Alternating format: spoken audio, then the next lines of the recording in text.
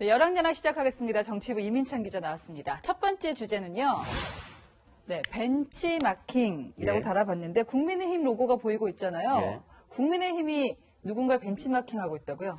바로 조국 전 장관입니다. 지난해 법무부 장관에 지명됐지만 네. 의혹이 많다면서 야당이 청문회를 거부했었죠. 그러자 국민을 상대로 청문회를 하겠다며 국민청문회를 열었습니다. 앞서 리포트에서 본 것처럼 오늘은 국민의힘이 민주당이 거부한 국정감사 증인들을 국회로 불러서 국민 국감을 열었는데요.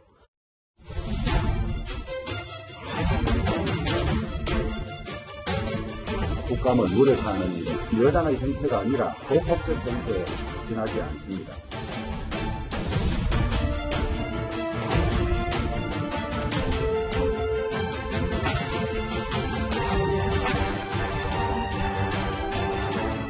사모펀드라는 것이 잘 뭔지도 알 수도 없었습니다. 관여도 하지 않았습니다.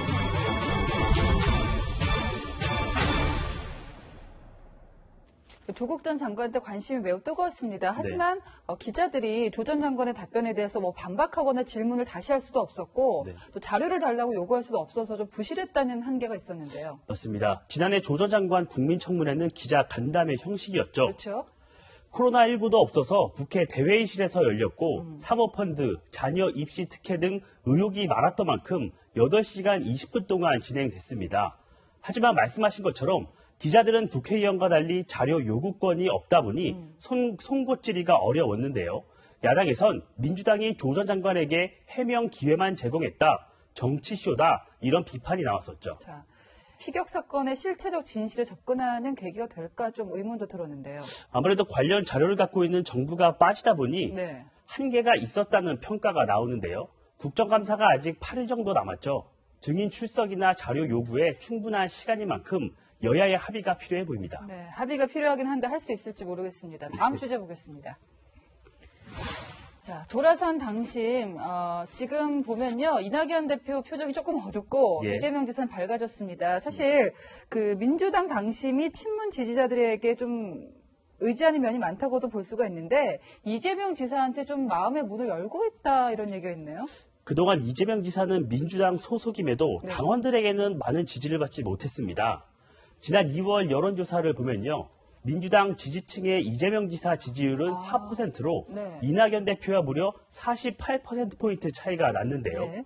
그런데 8개월 만에 민주당 지지층의 이 지사 지지가 31%로 뛰어오르면서 그 격차가 5%포인트로 줄었습니다. 그러니까 저게 일반 여론조사가 아니라 민주당 지지층을 대상으로 한 조사였는데 친문한테 굉장히 적극적으로 다가갔잖아요, 이 지사가. 이게 좀 통한 건가요?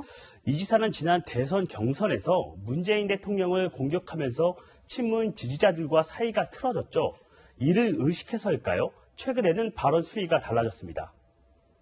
우리 문재인 대통령님께서 하시고자 하는 일, 또 우리 민주당이 제안하는 일들이 성공할 수 있도록 우리 국민들께서 믿고 의지할 수 있도록 하는 데 최선을 다하도록 하겠습니다.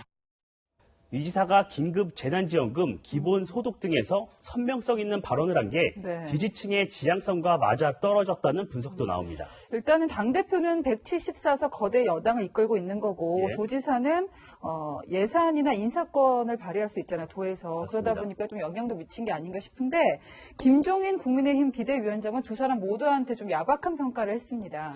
네, 김종인 위원장은 이재명 지사를 향해선 돌출 행동이 많다. 이낙연 대표에 대해선 독자성이 없다며 대선 승리 가능성을 낮게 봤는데요.